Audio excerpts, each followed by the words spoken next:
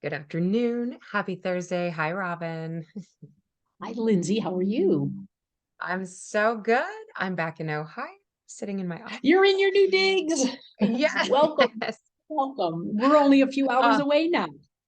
and I know, I love it. At some point, our listeners are going to get to see us sitting side by side, which will be a really cool day. I So, love it. We should do a live from Columbus. I'll come down from Cleveland. You come up from Cincy, and we'll meet in Columbus, and we'll perfect. we'll find an error or something, and we'll do a live. It sounds heavenly.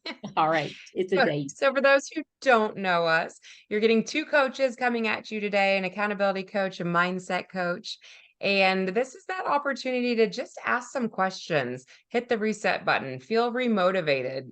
We know that summertime has hit a lot of our clients hard with life changes. And that's where I think we need to tackle today. I don't know about you, Robin, but I feel like some questions that keep coming up are my life has shifted, my life has changed, and we can give scenarios with that.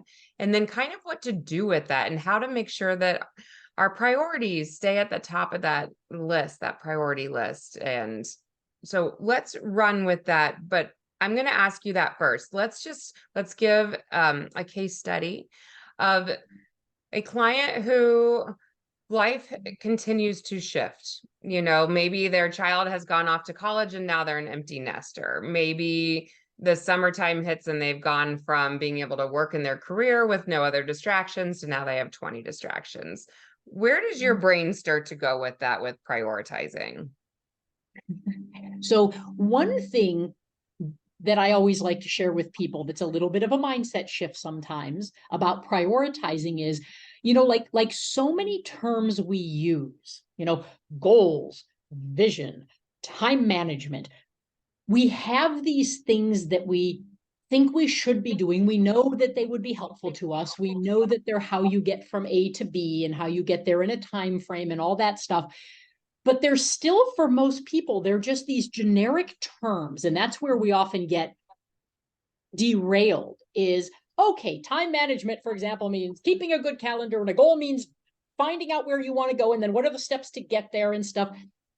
It's easier to put that together sometimes, but then the following it, the action is where we often are like, oh, because we don't do it consistently or we're not sure how to do it when something different happens. Priorities to me are very similar.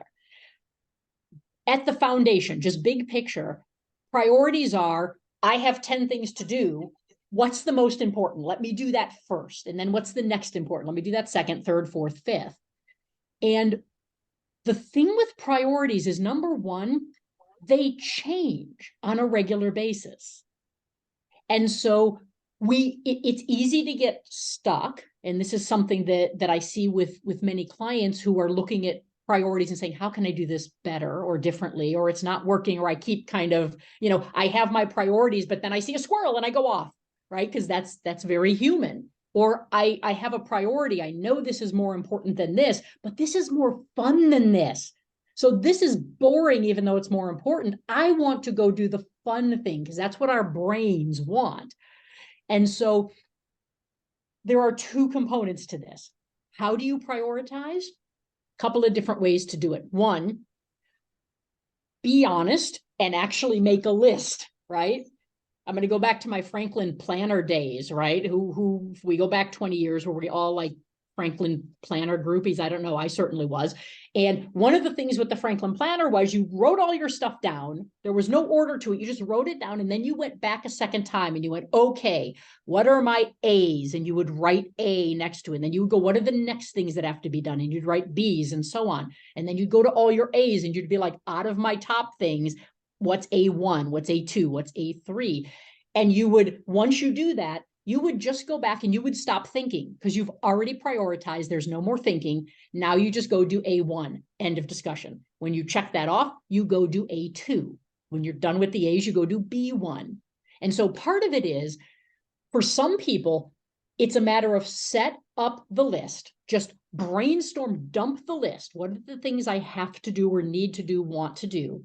And then go back to the list. Don't try and prioritize it while you're doing it. Brain dump, then prioritize. It's similar to, don't ever try and write and edit at the same time. Sit and write something, then go away, come back and read it later as an editor, because it will be completely different. Don't try and do two things at once. It doesn't work. Dump the list out of your head, then go back, prioritize what is there. And then 3, set your plan. What are you gonna do first, second, third, fourth, fifth? Just set it, and then just go follow the list. Because what tends to happen is we might get to something that's boring or something that's whatever, but then we think about it, we don't do it, we procrastinate, we go do a million other things. Let me go put a load of laundry in. Oh, let me start the dishwasher while I'm at home working. Oh, let me do the, it takes 3 hours to get back and do that task. If I had just done it at the time I said it's next on my list, it would have taken 20 minutes. It wouldn't have taken 3 hours. So make a plan, follow the plan. That's one way to prioritize successfully. And you can say, well, this is a boring one. Doesn't matter. It's next on your list. Stop talking and go do it, right? Because it just get to it, cross it off. It'll cross off quickly. So that's one way. The other way is to think in terms of batching. And we do this sometimes, on calendars, right? If you have 7 phone calls to make, don't prioritize them in different places. Batch them together and say, here, in this hour, I'm going to go do these things off my list and I'm going to check them off. Because if it's on my list, it's something I want or need to do. By the way, if you look at your list and there's something you don't need or want to do, get it off your list. So make sure your list is honest and authentic and genuine and actually something that it's not just a bunch of things you think you should do. So make sure you're looking at your list that way. But if there are similar things on your list, a great way to prioritize is bigger picture. So I have to go run these 3 errands today. Okay, then go run the errands. Once you get in your car, don't come back home or to the office or wherever until those 3 things are crossed off your list. Once you're out, you're out. Go do it, right? Once you're sitting at your laptop, what are the things, or your computer, what are the things you can sit and do there? How can I batch those things? Because sometimes when we're in a mode, staying in that mode is a lot easier to just keep rolling with, right? It's the whole, right? Go back to Newton's law, right? An object in motion stays in motion until you stop it. If you're constantly stopping and going to different things, the focus isn't there, which means it's going to take you longer to get all this done. Then it's not going to be fun or interesting anyway. It's going to feel like a chore or a burden, as opposed to just something, wow, I can check a couple of things off really quickly and move to the next thing. A third way to look at priorities is, and this is something very common. In the scenario, I hear this so often, and I do this myself. And whether you are a neurotypical or neurodivergent brain, this comes into play. It looks different, definitely, but this is something that humans do, right? The squirrel, bright light. And the reason we do that is because once our brains are bored, our brains go, can we do something more fun? Doing things that are boring is not enjoyable. That's why we call them boring things. So can you make something that's normally boring a little more enjoyable? And a couple of ways to do this, because then your brain will be a little bit more, all right, come on, let's go ahead and get it done. 2 big ways that you can do this. 1, gamify things. So in other words, if I have a list with 5 things on it, or 10 things, or whatever, a to-do list, and I look down and I'm like, ugh, and I start seeing squirrels or bright lights and start going, well, you know what, let me straighten my desk up first, right? We start looking for things to do. Let me do one quick more check of social media, see if anything's trending. We look for things to do. I want you to make a game of it. I want you to look at that list and go, okay, I am setting my stopwatch for 20 minutes. And what I'm going to do is, now it's a game. I'm going to hit start and I'm going to see how many things I can cross off this list in 20 minutes. And something amazing happens when your brain is like, ooh, okay, a challenge. If my brain sees a challenge, now my brain wants to jump in and problem solve. So something boring became something fun to solve now. So if your brain works like that, that's a great way to look at it. And when 20 minutes goes off, stop, put your list to the side and you're done. And you can do that again later in the afternoon or tomorrow or whatever. you will be amazed at how much you get checked off in such a little amount of time because your brain is now ready to go. It's challenged and interested, and it's fun. So you can do that. One last thing, actually, and this is for everybody. I don't make to-do lists. I am so not a fan of to-do lists for two reasons. One, to-do lists never end, because even though we get satisfaction of crossing something off, you're constantly adding to your to-do list. So it literally is a thing that never ends. So there is zero satisfaction that comes from it, unless you say, here is my to-do list today, and I will have a different to-do list for tomorrow, and I can put things on like a tickler file type thing. You'll never end a to-do list. And so what I have found is a much easier way to get things done. Everything goes on my calendar. So like I use Google Calendar. I don't have to-dos. I have things at different times. So for example, if I did want to go run a couple of errands, I'll literally put, okay, how much time do I need? Oh, a half hour. It's just a couple things up the street. Okay, on my calendar, go run your errands. I'll have a half hour today for that, right? You can even say, check your emails here instead of just having them constantly popping in. You can manage things and give them times. It might be go throw a load of laundry in while you're working at home today. I'll stick that on my calendar. So like at 10 o'clock, it pops up and I'm like, what? Oh yeah, let me go do that. Go do it, come back and you're done. The laundry does itself. You got a half hour now, go do something else. So nothing goes on a to-do list. Everything gets put on a calendar. And all of a sudden you realize it feels structured. You don't have to think. There aren't squirrels and bright lights because I always have something to do next. Here's my next thing. Here's my next thing. And if you put it on your calendar, something like a Google Calendar or whatever you might use, this does all the work because it'll just notify you, ding. Oh yeah, let me go do that now.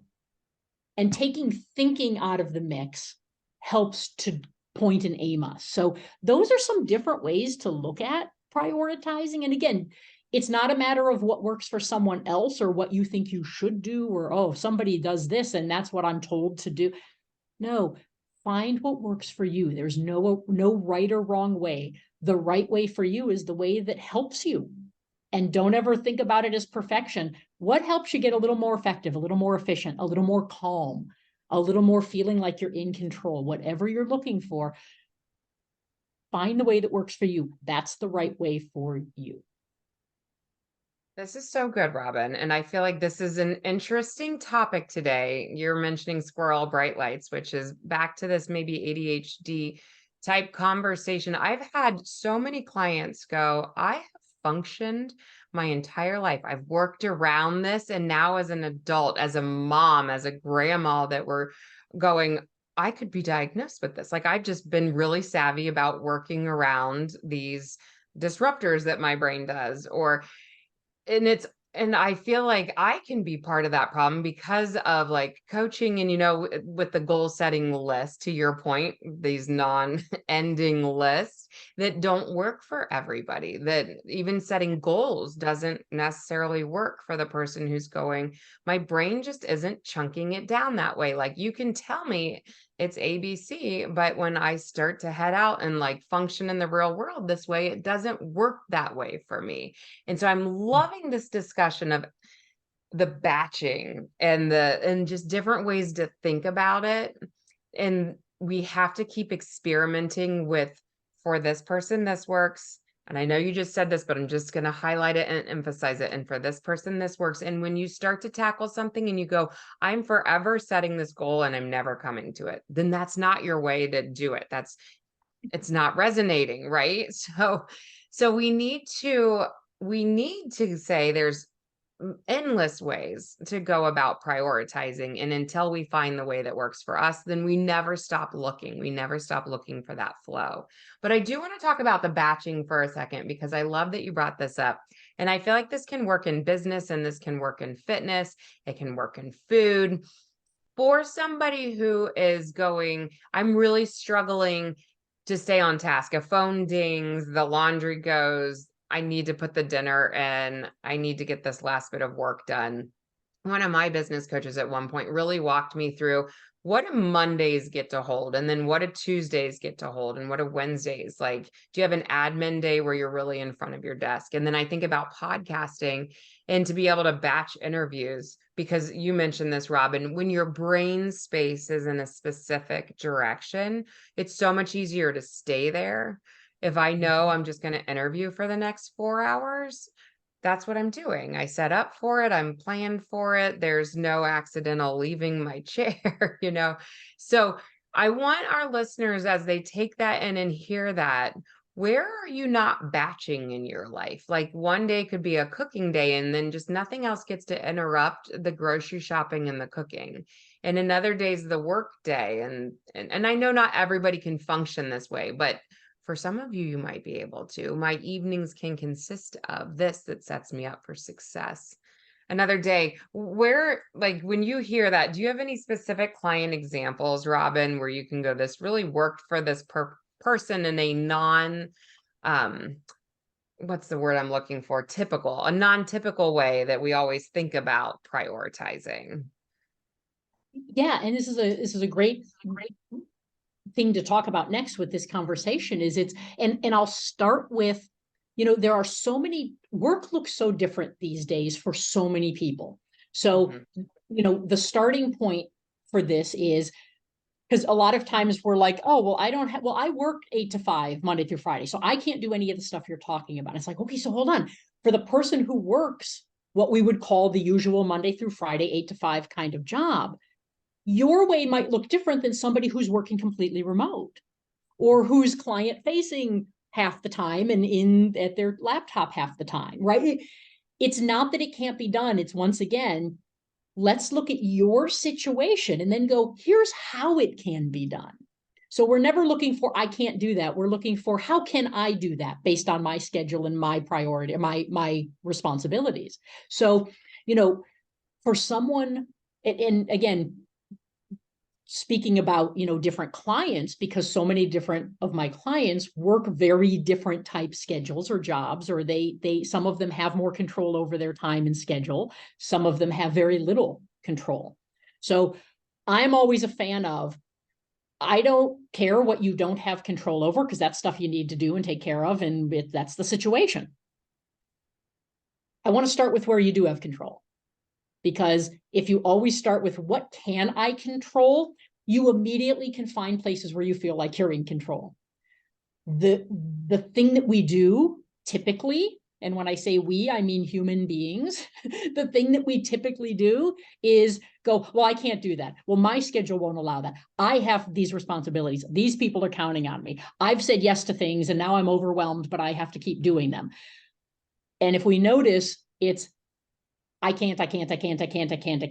Okay, great. I want to hear about your problems once. And then every conversation after that, we're going to talk about solutions, right? So those are the can'ts. Awesome. Now we can put those in a box and put them to the side for a moment.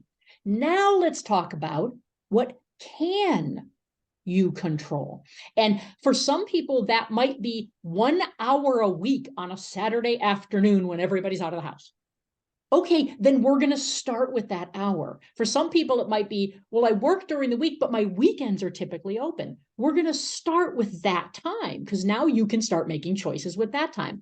Some people might be, I have evenings, sometimes I can do things, or I work from home and I'm not a morning person. So I do my stuff in the morning, and then afternoon is where I talk to clients and get my writing done and get all kinds of stuff and do what I need to do for my business. You need to start with you always and where you can control something. So whether it's that hour, whether it's a weekend, whether it's a couple of evenings, whether it's throughout the day, because you can create your schedule the way you'd like to, that's where it needs to start. So once you find someplace where you can take some control, that's where we're going to start having this conversation about that. And that is absolutely key. And anybody listening, I would literally invite you right now to take 10 seconds and just go, where is this much time I have control, that I am allowed to call the shots on what happens with my time? And literally just identify that. You can even put it in your calendar, whether it's a paper planner you use, whether it's an online calendar of some kind. Literally say, oh, from 2 to 4 o'clock on Saturday, you know what's in there as an appointment? My stuff. That's what's in there. And you respect that appointment just like you would respect an appointment you make with someone else to make sure you show up on time and you're present for that. So that's the first key. Then you can start to decide, what are the things that, if I had that time, what would I do with it? What could I do to make my life a little easier, to make my job a little easier, to just chill out because I feel like I'm running all week and I don't have time that I come down. So I'm going to, for 2 hours, do nothing. Or I'm going to go get that book I've wanted to read forever. And I'm going to sit outside in the backyard. I'm going to turn my phone off and I'm going to read. Or I'm going to go for a run, or I'm going to go walk in a park, right? Or I'm going to go have lunch with a friend. You can do, or I'm going to do some food prep, right? Or I'm going to look at that yoga video I've talked about for a year and a half, but I've never actually done it. But I'm going to get to it. I'm going to do that yoga video this week. And you never do it. So schedule it. Now you have time. We just created time that you had in the first place, but might not have ever realized that it was sitting there the whole time. So that's kind of what I'm going to pause you for 1 second, Robin, because I think that this is what's so interesting. As I'm loving being like the spectator and just listening to all of this. The onion layers are becoming like so apparent, because if we take that first initial, we're now aware of what we can do. And then comes the onion layer that we peel down and we say, we're aware that we actually can do something that we want to do. And then why am I not doing it? And then this is where like the limiting beliefs start coming in, because maybe that hour of time, peel down the onion layer, is that you actually need somebody else to be cleaning your house. But do you deserve to have the cleaner? Like, that's not you. It doesn't fit your background and how you've been raised. Or it starts to dig into, I wrote down guilt really big and circled it, that I think that a lot of us function out of people pleasing and guilt to an extent where even when the time comes up, now we have to peel down these layers of saying, why do I have guilt there? And how can I overcome this guilt? Because I'm never going to really let myself go read for 2 hours, or I'm never really going to let myself have me time if I know somebody else needs my me time. So for some of you, you may need to stop right there and go, what is my barrier? What is stopping me from taking the time that I've now discovered that I could have, or I could make time for, or I already have? I'm just not utilizing it how I need to utilize it. So if people pleasing like kind of sends off yes, I've been known to be called that, I've said that about myself, or guilt feelings come up often, that's another layer of, we need to talk about that. Or else it doesn't get as simple as like Robin's next step of, now do it. Now take that, schedule it, and do it. And I think that's where some people get frustrated, Robin, and you can talk on this too, is that they can have it in their schedule and then it comes and it goes. And they're like, and this is where my clients sometimes say, I know what to do, I just need to do it.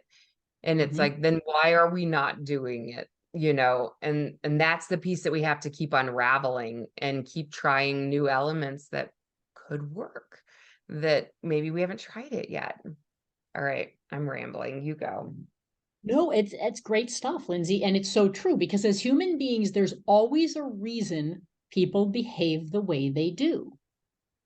And that's why, whether it's ourselves we're talking about or someone else, we often watch the surface behavior, what they're doing, but there's a reason they're behaving that way. There's a reason they're doing that. And to your point, if you get more curious about, why am I acting that way? Why am I doing or not doing something? There's always a reason. And as we know, and this is not our space, some of those reasons can go way back in lives and need something a little more than our conversation. A lot of times it goes back a step or two. And the times where, first and foremost, if it goes back and it's something deeper, first thing, go talk to someone who can help with that 100%. Absolutely. It is amazing when you go and you get what you need from that standpoint, how now you can come up. We've talked about this a few times, Lindsay, and I think that, you know, I've always thought about it as, you know, and I have these conversations with clients sometimes, you know, what I can help you do is plant seeds and show you how to grow from where you are. But if that hole that's dug is too big, go talk to your therapist, go get a therapist and let that therapist help you dig deep enough to get those roots, get down to that stuff. And once that stuff is there and we've got that hole that we've now unearthed some of that and pulled some of those other roots, we've worked with that. Now the ground is ready to start planting seeds and watering it and growing things. And that's what a coach can help with. And so sometimes a therapist and a coach is a wonderful, you know, one does another. But if you try one and you're not ready for the other, because something is always going to be there that's a barrier, that's going to be challenging. And then we blame ourselves. Why can't I do this? Well, maybe we're starting at step 3 and we just need to go back and start at step 1 and then do 2. And now we can go to 3 and go ahead and keep going. So again, knowing those things about yourself and being honest with yourself, that's key there, again, foundationally. So absolutely. The other part of that is, and I just drew a complete blank, Lindsay. What were you just telling me and asking me? See, this is I what know. happens. Well, I'm going to let you think for a second because what was just coming to my mind, and I know we talk about this a lot too, but that we don't rise to the level of our goals, we fall to the level of our systems. Yes. And when I think about how if somebody is having maybe some squirrel tendencies, that they need to have a lot more systems in place so that they can't accidentally squirrel, you know, like if they set out to work out, but they know a text or a phone call could throw them off, then the system in place is I can't use my phone to be my iPod. I think that's an old word. What are they nowadays? But like we've heard what you meant. Yes, my Spotify can't be coming through my phone, or else I'm hearing my text come through my phone, and I'm hearing my dings, and I'm hearing my. So I'm gonna, and we can throw out a couple more of those examples, but same thing in the kitchen. If we're trying to cook a meal for our family and trying to create some new recipes for the week, and you're also trying to pair that with a work call, like if you're multitasking and your brain doesn't do well at multitasking, that's another system in place that I don't get to do that. All of my things have to be separated, and then I remove my distractors so that, and it can even be a simple conversation can be a distractor, right? So like systems is where I'm going with this is let's continue to talk different systems if you really feel like that could be what's ultimately going to move that needle forward for you versus trying to set a goal around something. I don't know. 100%. And that reminded me of kind of where I was going with it. And it ties into exactly what you were saying. So thank you for helping me get back on track. You know, and you even said it again, you know, what we're really talking about, if you think about all of these things we're talking about, even goals, systems, why I'm doing things or not doing things, right? What's stopping me? It goes back to these two things. I can feel or I can do. And often what happens is I'm feeling something enough that it prevents me from doing, even though doing is what changes the feeling. That's so and good. So if you think about this, you know, I'll give you an example, and we're talking about systems, right? And I'll use one of the examples you just did. If I say, okay, I want to listen to a podcast or music on my Spotify while I go walk, because I'm going to choose to do that. But then I think, oh, but I can't do that because if a text comes in or a phone call or blah, blah, blah. Okay, so you know, the feeling is, oh no, what if someone needs me? Uh-oh, what if I miss something? What if I'm not reachable? And there's a reason someone needs to reach. And we go into this panic mode because when we start thinking, what if, our brains hit the panic button and we literally throw ourselves into fight or flight. And remember, our brain's job is to keep us safe. It is not its job to make us happy or feel good. And so anytime we start what ifing, what if somebody calls and I miss it? That's why I have to, because I could listen to my Spotify, and if my phone goes off, I can go, yep, I'll get that when I'm back home. I can do that in the moment. I don't have to be drawn. I can make those choices in the moment.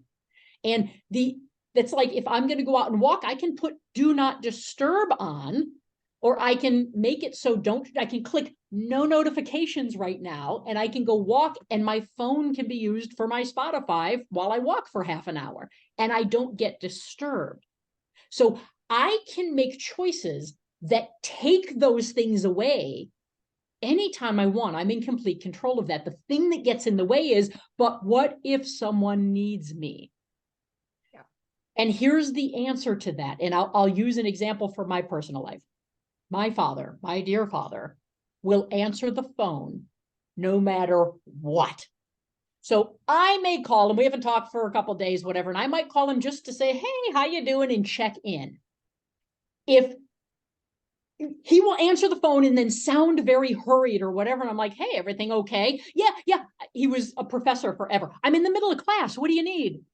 I'm like, dude, I don't need anything. Why are you picking up your phone in the middle of the, well, I just want to make sure everything okay. I'll call you right after class. And I've had to have the conversation with him multiple times. Dad, I appreciate your concern in wanting to be there all the time, but if I have a real emergency, I'm not calling you.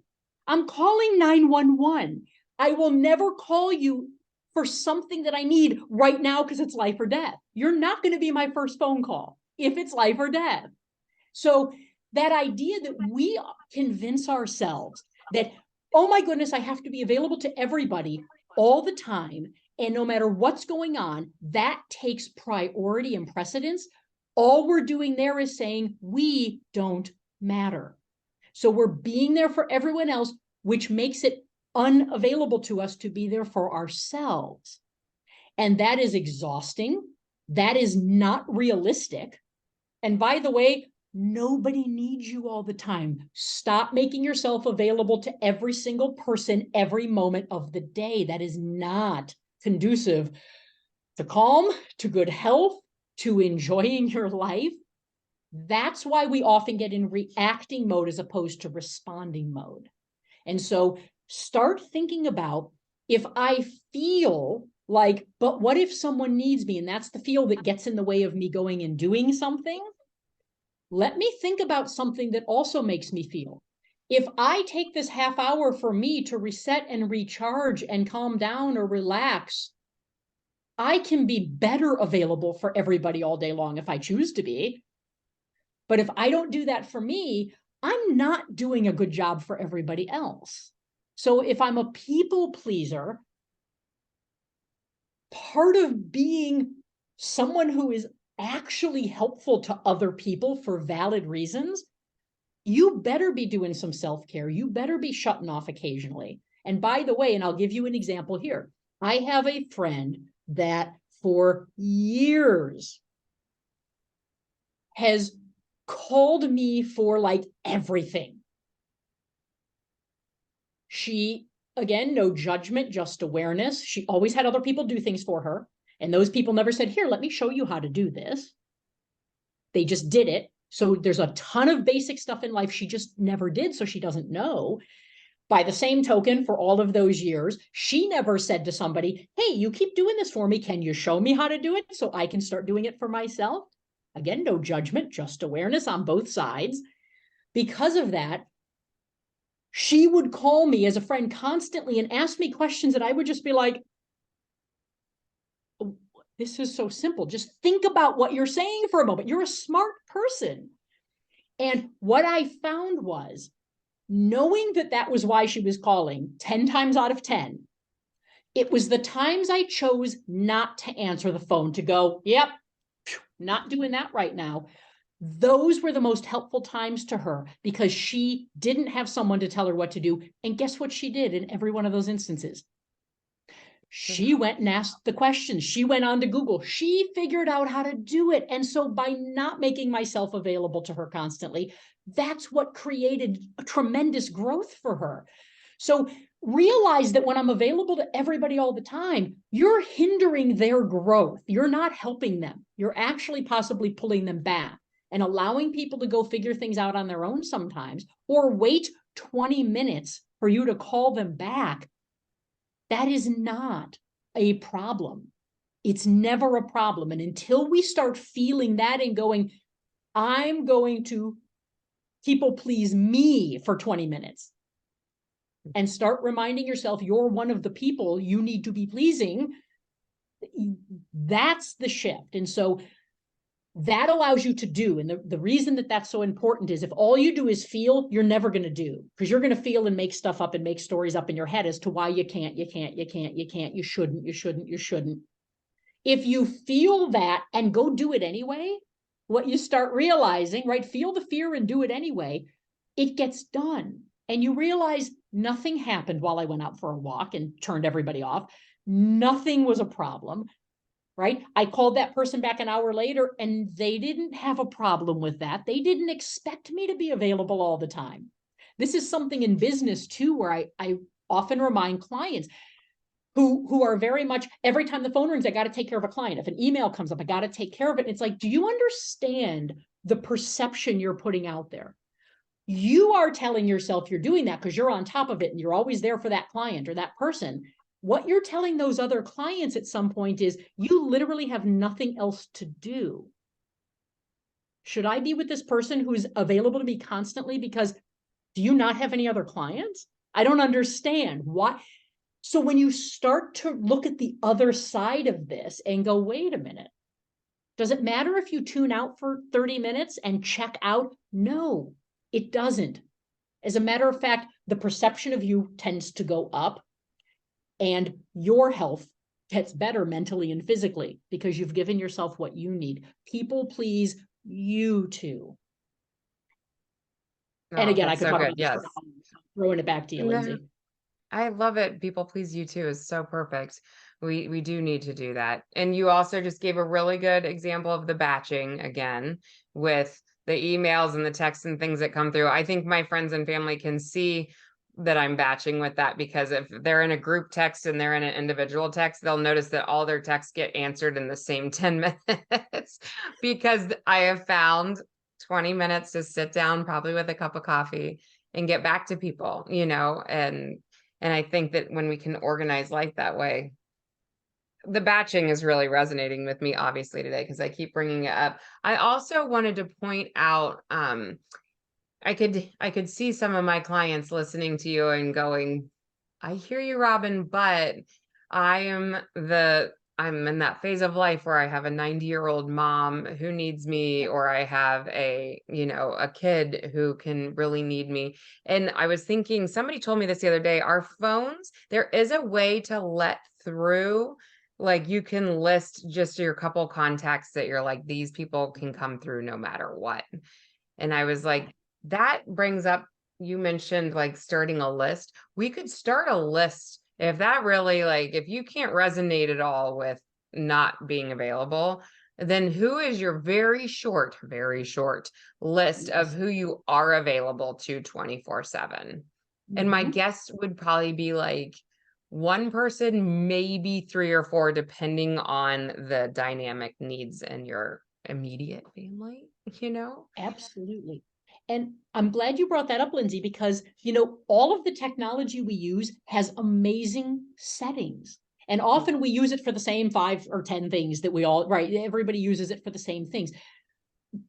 That's something to really look at, because if you go, oh, I wish I could just do this, there's probably a really easy way or a setting to do that. And you're unaware of it. And so, if there are things that you say, I'd love to, do not disturb is my friend. However, I have this concern or this situation right now, because again, at times we all have a situation where we do need or want to be available 100%. It's not all the time, but when we do have that situation, if you have a question, how do I do this? How do I make do not disturb my friend when I want to, but make sure I never miss this? Because that will now make me feel better and okay about doing one thing because I'm not missing this thing. Go ask somebody, go to your phone store, go to get online and ask the question. You will be amazed at how often you can create settings in your technology that do exactly what you want them to do.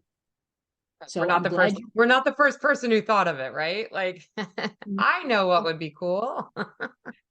right? Yes, So it's know that you're not alone with any thought you ever have. Somebody's probably come up with a solution. You just don't know about it. So Google something, go ask the Verizon store, the Apple store, or whatever. Go ask people who could probably give you an answer. And you'd be amazed at how many things we can do with that. Mhm. Just to amaze me how fast time flies, Robin, when we get to hang out together. I'm going to start to wrap us up and I don't want to, but I looked down, I was like, oh, almost an hour. So I wanted to summarize for a second, just because I think there are some really good nuggets in here, and if our listeners took nothing else away, then this was one of mine. Obviously, batching was one of mine, but another one of mine was keep trying all these different methods that we hear work for different individuals until it fits you. And you'll know when it fits you. It's like when you're twisting a locker code, when you can kind of feel it click in and then the locker pulls down. There's this like, there's that with when a plan works within your life. If you're constantly fighting it and it constantly feels hard, you haven't found the right thing yet. It's kind of like with workouts. If you're constantly trying to go to the gym and you never make it, it's not the right thing for you right now. If you're And trying to Lindsay, meet up with people and it's not working, it's not right. Like you have something else that'll fit in your life. So, right. And something important to add to that 100%. Once you find it, you can stop looking. So often, I will see clients find something that works, and yet they're still, well, what about this? What about that? It's like, stop, just stop. Does this work for you? Yes. Then stop throwing out your time and energy continuing to look. Once you have an answer or something that works, all of a sudden, to your point, you can go, well, that's easy. Keep it easy. Don't keep looking thinking you're missing out. There is no FOMO once you find something that works for you. Stop looking, please. that's good. I don't think about that. That's so good. Thank you. All right. Where can people find Robin Sachs? Well, thank you. I am on LinkedIn several times a week, so you can always either follow me. I share a lot of tips, tools about how to be less stressed and more confident in life, how to keep things simple. You can follow me. You can connect with me if there's something you'd like to work together on, if I can be of help or value as a speaker or coach, reach out to me there. You can also go to my website, robinjsachs.com. Tons of free videos, tons of free blog posts and things about all of this kind of stuff that we always talk about. There are literally like half a dozen things in life that we're all trying to figure out. That's it. And everything else, the names change, the situations change. Bye, Ginger. Thank you for joining us. But the actual tools are exactly the same. Once you simply start to learn the tools, you can learn to apply it to everything, and it makes life a bit simpler. It makes things easier to navigate. So lots of that stuff on my website. Feel free to go there. How about you, Lindsay? Thank you. So good, Robin. One of my favorites is sending you over to my podcast, Direction, Not Perfection. And you can find that anywhere that you listen to your podcasts. And my website is healthaccountabilitycoach.com. And I have a contact me form on there. So if you ever just have a question or you're like, I just need a referral or a thought, that's a great place to go catch up for a minute. And then we can get you in the right direction. And then, social media, Instagram, Facebook, House Lifestyles, you can find me. And just thank you. Thank you for joining on these conversations. I'm going to keep encouraging to pop in, as needed. It's always amazing to me that when we show up, the changes in the show up, that we never walk away from something like this going, I wish I wouldn't have done that today. That was a waste of my time. I feel this way with my pastor and sermons. I never walk out of church going, wish I didn't go to that today. No, I always walk out going, I feel like so revived, reset. And I feel that way with career, with everything when we show up. And so my encouragement is again, just show up and take what you will away, personalize it, and come back. Love it. All right. Well, thank you, Robin, and I will see you in a couple weeks. Sounds good. As always, thanks, Lindsay. Always a pleasure.